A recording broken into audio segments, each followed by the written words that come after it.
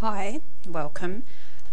Today my plan is to put up a YouTube clip to give a demonstration, a screencast demonstration of how to work your way around a database using the Boolean operators.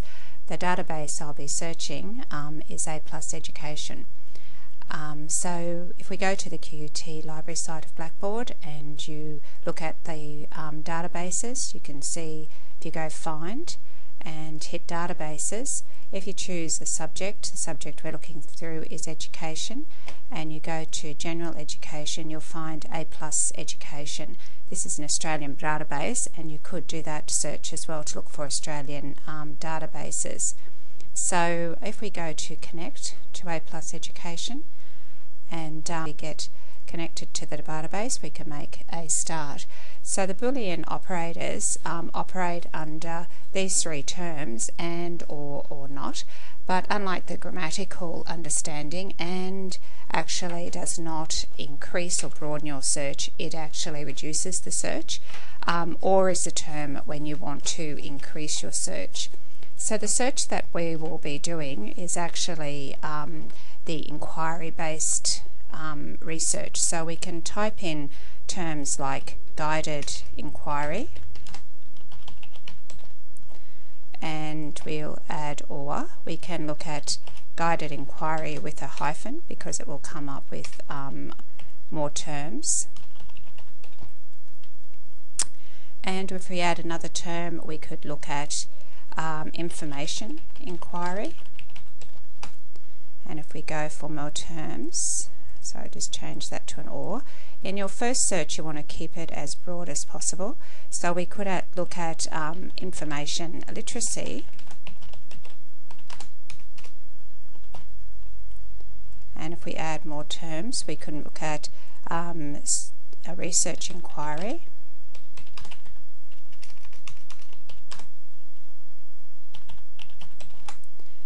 and that fills up all of our terms that we can use there. So we look at either full text articles or other articles, and we can look at some of the hints there if we needed to change anything. So we've got in from 1970, we might just bring that forward to 1990 to 2011. So if we hit search, this will give us an idea of how many hits we will get using those particular terms,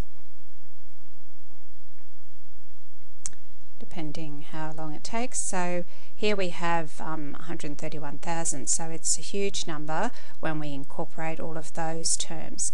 Now we might want to keep using those terms, but we may want to just narrow that down a bit. So if we actually copy those terms and put them up here in the search query box, and we can add research inquiry and just maybe have a brackets at the beginning or the end.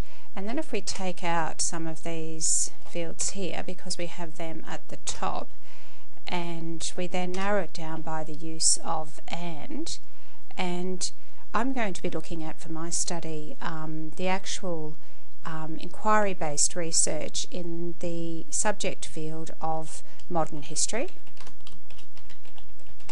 And I'm actually going to be focusing in on senior secondary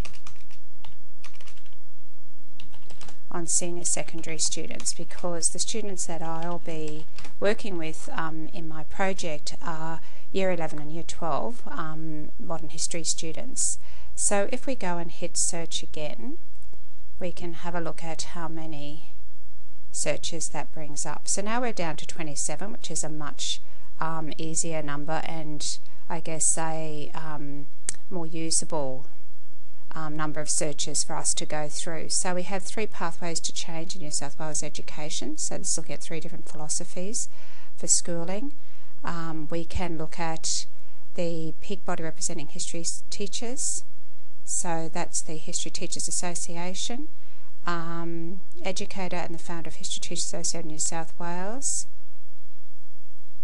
models of full-time, part-time vocational training, maybe not for us, planning for significant learning, So if I've ticked to the strategies for teaching race relations, develop critical thinking institute that presents successful strategies for the teaching of the union, including use of elders. So that could have some interesting information about.